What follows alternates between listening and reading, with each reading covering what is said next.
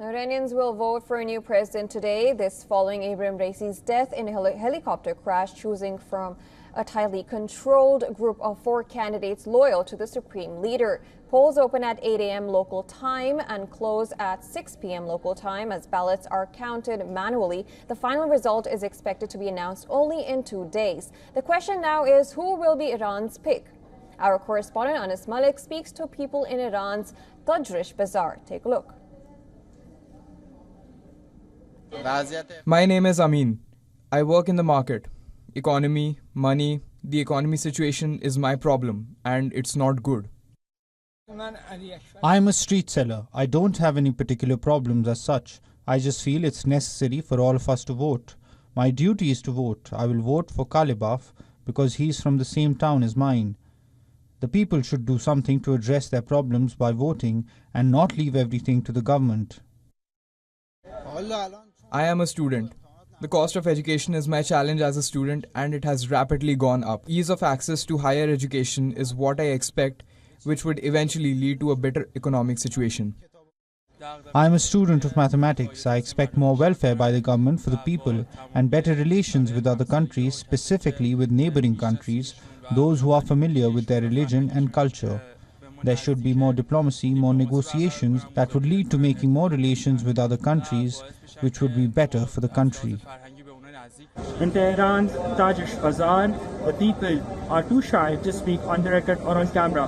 When you speak to them behind the camera, they showed their disappointment in the previous government's action, with the hope that their fate will change very soon as and when a new government takes charge.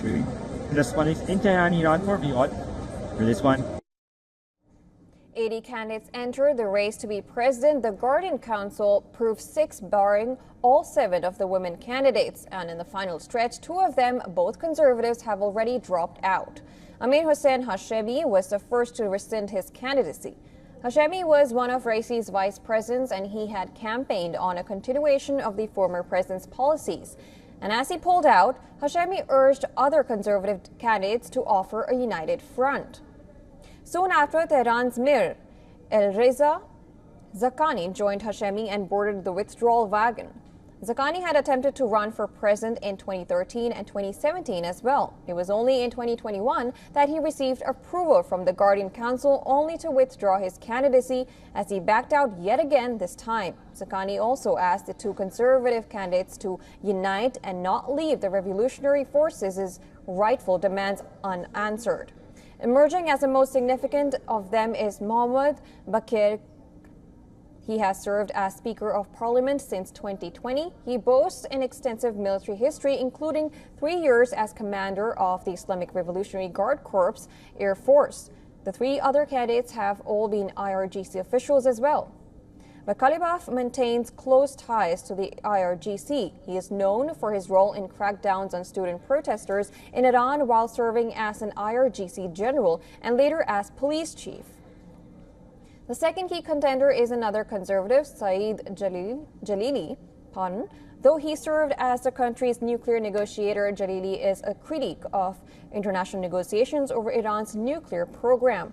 If elected, Jalili is expected to continue the harsh crackdown on anti-government protesters and on Iranian women accused of violating the country's mandatory hijab rules. Mustafa Pourhamadi is the only cleric in the race, also a conservative. He had a leading role in the 1988 executions of thousands of political prisoners held in Iranian jails. Now let's take a look at the sole reformist in the race, Masoud Pezeshkian. He has based his campaign around Iranian women, youths, and ethnic minorities. He has focused on reopening nuclear talks with the West. Analysts say allowing him to run could be an attempt to increase voter turnout. The question is, will Iran's moderates turn out in favor of him, or will they not turn out at all? The outcome is far from certain, and this is viewed as a welcome change from the last election. According to experts, it is likely that none of the contenders will win a simple majority. In that case, Iranians will take to the polls once again in July for a runoff election between the 2 frontrunners.